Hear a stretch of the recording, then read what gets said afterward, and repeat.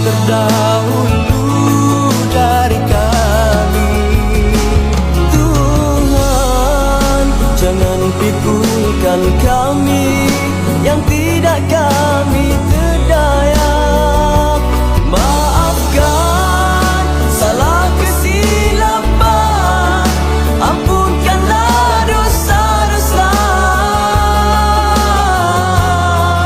rahmatilah kami.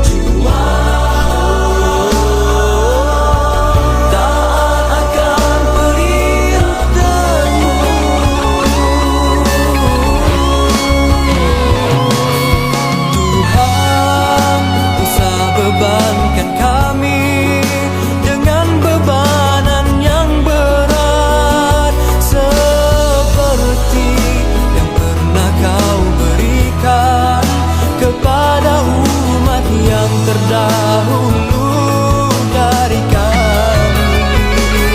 Tuhan, jangan pikulkan kami yang